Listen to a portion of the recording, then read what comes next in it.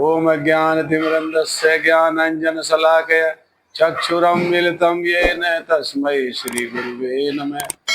श्रीचैतन्यमनोभीष्टं स्थापितं येन भूतले स्वयं रूप कदा मह्यं ददाति स्वपदान्तिकम्।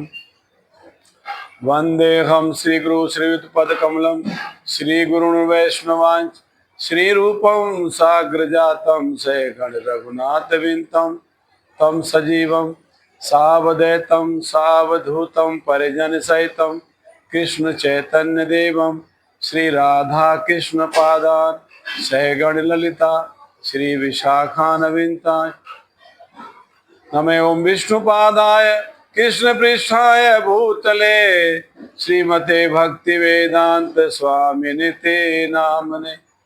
नमस्ते सरस्वती देवी गौरवाणी प्रचारिणे निर्विशेष शून्यवादी पाश्चात्य देश तारिणे। वाञ्छा कल्पतरुभ्यश्च कृपा सिन्धुभ्येव च पतितानां पावनेभ्यो वैष्णवेभ्यो नमो नमः। तप्त कांचन गौरांगी राधे वृंदावनेश्वरी वृषभानुसुते देवी प्रणमामि हरिप्रिये। जय श्री कृष्ण चैतन्य प्रभु नित्यानंद श्री अद्वैत गदाधर श्रीवासादि गौर भक्तवृंद। हरे कृष्णा कृष्णा कृष्णा हरे हरे, हरे राम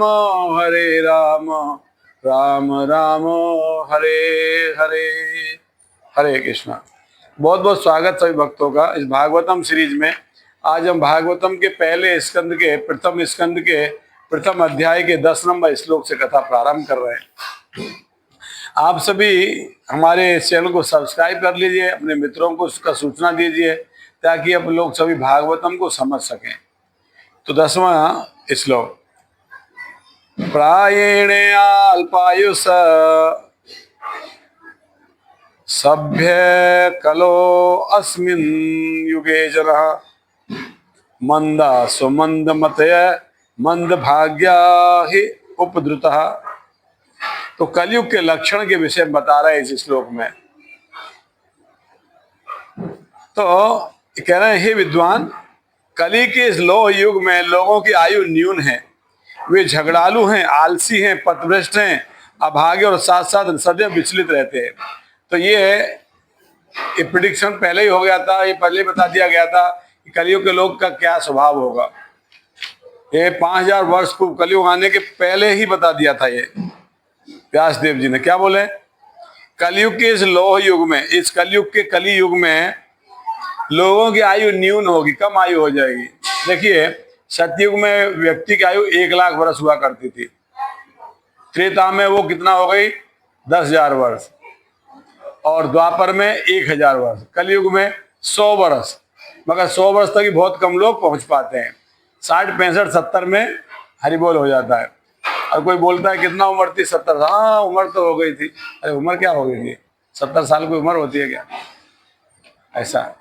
तो ये पहले बता दिया गया भागवत में कि कलयुग में लोगों की आयु न्यून हो जाएगी, कम हो जाएगी, डे बाई डे घटती जाएगी, और व्यक्ति झगड़ालू होंगे।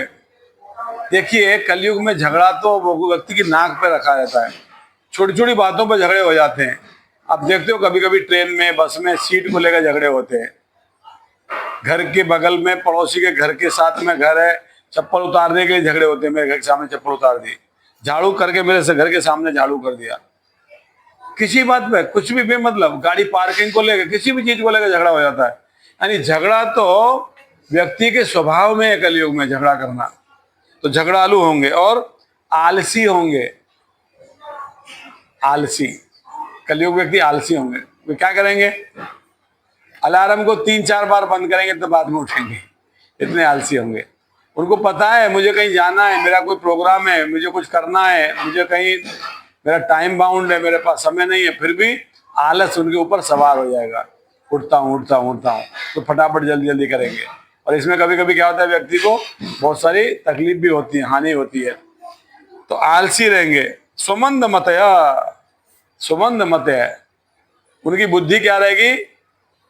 मंद बुद्धि रहेगी, सुमंद मतया। पथभ्रष्ट रहेंगे, जीवन का लाभ क्या है, जीवन का उद्देश्य क्या है, वो नहीं जान पाएंगे, सुमंद मतया। मूर्ख होंगे। अब किसी को भगवत गीता पढ़ो, भागवत में पढ़ो, बोले अब इसकी जरूरत नहीं है, ये सब बुढ़ापे के काम है। देखिए, आपको मालूम है कि आपको बुढ़ापा आएगा? किसको मालूम बुढ़ापा आएगा? अरे आज से कल की पता नहीं है, अगले सांस लेने की पता नहीं है व्यक्ति को, बोलता है बुढ़ापे में पढ़ूंगा। अच्छा, बुढ़ापा भी आएगा तो बुढ़ापे में करेगा क्या व्यक्ति? आंख से दिखेगा नहीं, कान से सुनेगा नहीं, जुबान से बोला नहीं जाएगा, घुटनों से चला नहीं जाएगा, क्या करेगा बुढ़ापे में? तो किसी काम का नहीं रहेगा तो भक्ति करूंगा। इसलिए शास्त्रों में वर्णन आता है, व्यक्ति कहता है कि अभी मैं समर्थ हूं भगवान का नाम उच्चारण करने के लिए, अभी मेरा गला भगवान का नाम ले सकता है, जब मैं वृद्ध हो जाऊंगा, कब पात वित्त से मेरा गला भर जाएगा तो मैं भगवान का नाम भी उच्चारण नहीं कर पाऊंगा। इसलिए भगवान अगर हो सके तो मुझे अभी इसी समय ले ले, ऐसा लोग कहते हैं। तो ये व्यक्ति सुमंद, हाँ, सुमंद मत है, पथ भ्रष्ट होंगे, उनको अपने रास्ते का, पथ का पता ही नहीं होगा। हमारा पथ क्या है, हमारा रास्ता क्या, हमारा उद्देश्य क्या है जीवन का, नहीं मालूम। जीवन का उद्देश्य अंतः नारायण स्मृति, भगवान का स्मरण करना, भगवान के शरणागत होना, मनुष्य योनि में भगवान की भक्ति करके भगवान के धाम जाना। ना तद्भास्ते सूर्य न शशांक न पावक है, यद गत्वा न निवर्तन्ते तद्धाम परमम मम, वह जाके कोई वापस नहीं आता, ऐसा मेरा धाम है, भगवान कहते हैं। ना तद्भास्ते सूर्य, वहां सूर्य की आवश्यकता नहीं है, चंद्र की आवश्यकता नहीं है, अग्नि की आवश्यकता नहीं है, स्वयं प्रकाशित मेरा धाम। देखिए, हम लोगों को अंधेरा हो जाए, लाइट चली जाए तो हम लोग पागल हो जाएंगे, कुछ दिख ही नहीं रहा है। ये हमारा भौतिक जगत है, अंधकार में है, यहाँ अंधकार ही अंधकार है, अज्ञान ही अज्ञान है। और भगवान का धाम प्रकाश में है, वहां ज्ञान ही ज्ञान है। ऐसा तद्धाम परमम, ऐसा भगवान कहते मेरा धाम। तो हम लोग सुमंद मत है, हमको अपने जीवन का उद्देश्य पता नहीं है, हमारा हेतु क्या है हमारे जीवन का, वही हमको पता नहीं है। सुमंद मत है और अभागे हैं, अनफॉर्चुनेट है हम लोग, अभागे हैं। चित्र महाप्रभु कहते हैं कि नाम नामकारी बहुधा निज सर्वशक्ति से तत्रार्पिते स्मृते न काल, एतादृशी तब कृपा भगवन ममामि। कहते हैं कि आपने अपने नाम में अपनी सब शक्तियां अर्पित कर दी हैं, और इन नामों का उच्चारण करने के लिए कोई देश काल आदि कठोर नियम नहीं है। कहते हैं आपने तो अपनी दयालुता के कारण आपके नाम के द्वारा हमको आपके पास पहुंचने में समर्थ बना दिया है, किंतु मैं इतना दुर्भाग्यशाली हूं कि आपके ऐसे नाम में भी मेरा अनुराग उत्पन्न नहीं हो पाता। दुर्भाग्यशाली है। हमारे सामने शास्त्र हैं, गीता है, भागवतम है, रामायण है, हमारे सामने साधु हैं, वैष्णव हैं, गुरुजन हैं, और मनुष्य का शरीर मिला है। इस सब के बावजूद हम भगवान की भक्ति करने का प्रयास नहीं कर रहे हैं, तो हमसे बड़ा अभागा कौन होगा? दुर्भाग्यशाली है हम। हमारे पास में सब कुछ है, एक व्यक्ति है उसके पास में सब कुछ है और उसका सदुपयोग नहीं कर रहा है, ये क्या उसका दुर्भाग्य है? दुर्भाग्य हुआ ना। तो हम कलयुग के लोग मंद भाग्या, कैसे है? अभागे है, और सदैव विचलित रहते हैं, हमेशा एंजाइटी में रहता है कलयुग का व्यक्ति। हमेशा जो है उसको एंजॉय नहीं करेगा, जो नहीं है उसका हमेशा प्रयास करेगा, हमेशा भागता रहेगा। कहते हैं ये जो भौतिक सुख है ना, भौतिक सुख इस प्रकार से है जैसे कोई व्यक्ति आपकी कोहनी पे, कोहनी समझ रहे हो ना, यहाँ पे क्या बोले, एल्बो, कोहनी पे अगर कोई गुड़ लगा दे और आपको बोले चाट लो उसे, तो आप कभी चाट ही नहीं पाओगे, कोहनी पे लगे, प्रयास करके देख लेना। तो वो भौतिक सुख ऐसा ही है, आप कभी उसको प्राप्ति नहीं कर सकते हो, कभी संतोष मिलेगा ही नहीं आपको। एक चीज मिल गई दूसरा टारगेट हो जाएगा, दूसरा मिल गया तीसरा, तीसरा चौथा, हमेशा आपका ये चलता रहेगा, आप संतुष्ट नहीं रह सकते। कब संतुष्ट रहेंगे? जब भगवान की भक्ति के, वो भागवतम में आएगा, श्लोक आ गया, समय पुंसा परो धर्मे यदोर भक्ति अजोक्षे अहेतुकी अप्रतिहता यात्मा सुप्रसिद्धति।